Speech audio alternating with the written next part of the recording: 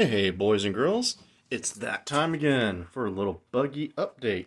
So, figured I'd show you some of the things we got done.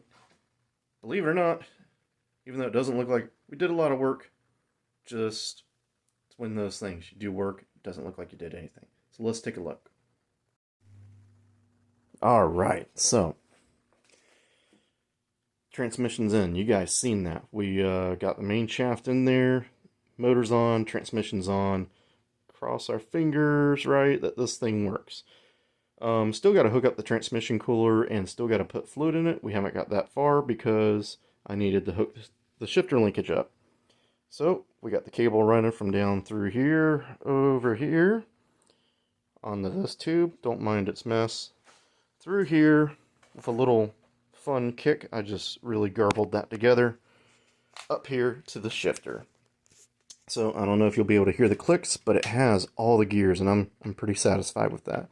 So we're in park, reverse, neutral, drive, second, third. And I didn't show you that. There we go. So I'm pretty stoked about that because I was really concerned that I'd run out of throw of all the silliness of that. We got the floor back on. We had to pull the floor off, of course, to weld all the welds on the bottom. Getting that back up there by myself was a little bit of a challenge. I will admit that. Used a strap to strap under it, and of course it slid off every time. But once I got one or two bolts in there, boom, it was on there. It's not heavy, it's just tricky. So the floor is done, the floor is in. We have the brake lines all mounted back in so that the turning brake is good to go. Got the brake lines going up to the master cylinder. They're all in. I still have to adjust the rod and put the rod in. And then we can fill it full of fluid after we modify that brake caliper back there. That brake caliper, the mounting pad is too thick and it's pushing it too far over and making it hit the rotor. So we got to modify that. I'm going to have to grind it down or take it to my friend. He's got a mill it down, one of the two. And then I can put it back together and hopefully everything will be hunky-dory with that. Then we can bleed the brakes. Get the brakes bled, put some axles in this sucker, and finish the fuel lines. Got that fuel line right there, that thing shooting off there. Needs to be hooked to the motor. I still have to figure out which hose is feed and return. Not a big deal, should be pretty easy, but once we hook the fuel line up, the motor will run and power the transmission, and we can see if the transmission works. That will be a big deal here. Because I still don't know if that transmission is good. I really don't. I'm praying it is. I hope it is. But it could be a turkey.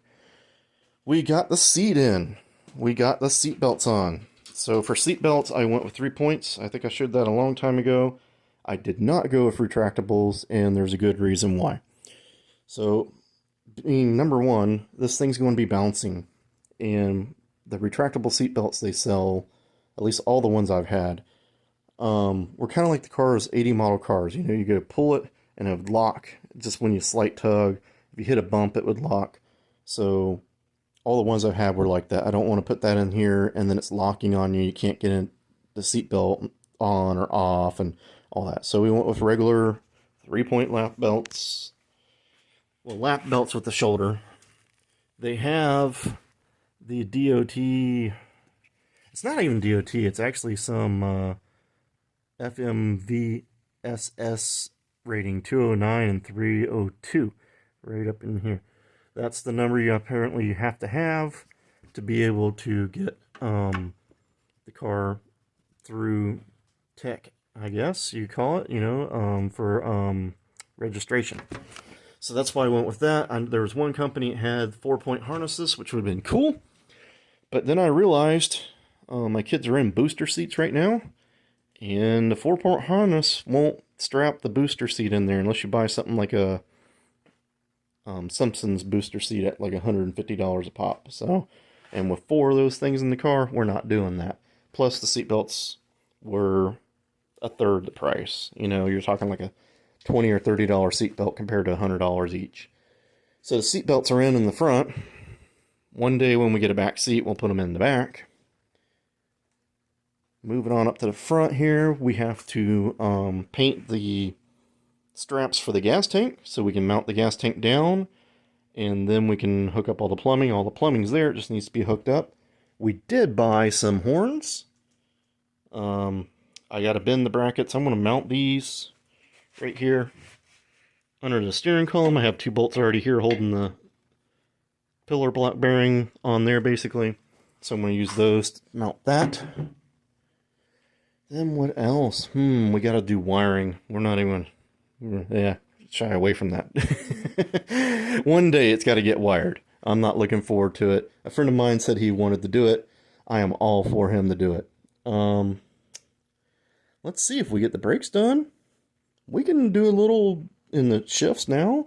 If we get axles in it, we could pull it out and pull it back in. And that's the big deal.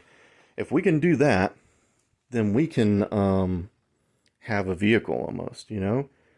Radiator, we've made a decision, family. I've been up in the air. I originally wanted to put the radiator right in here.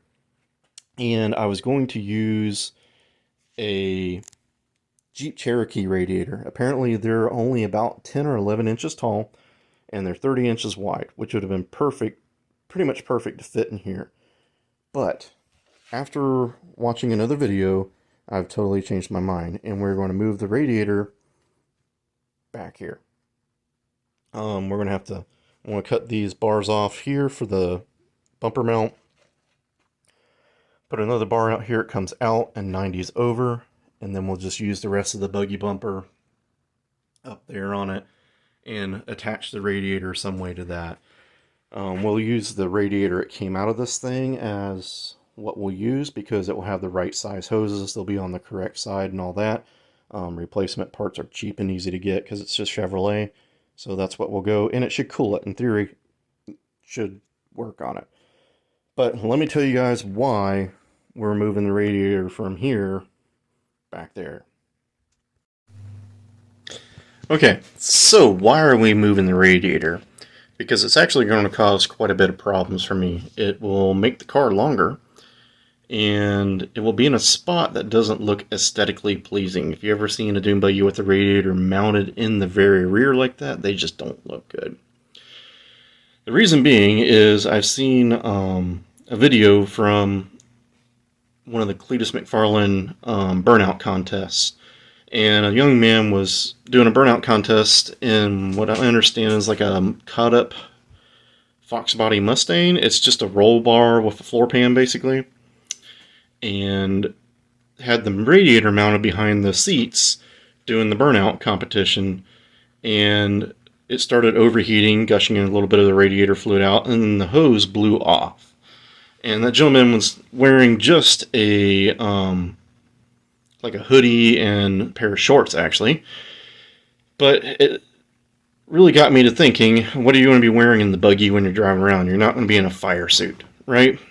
So anyways, this gentleman has third-degree burns, from my understanding, on his arms and his back, and got airlifted to the hospital, actually, to be treated for his injuries. From my understanding, he's out of the hospital now. He spent a couple of weeks in the hospital, and it's going to be a long time for the gentleman to fully recover. They had to do skin grafts from his thighs and legs, I think they said, to be able to repair the skin on his arms and stuff like that.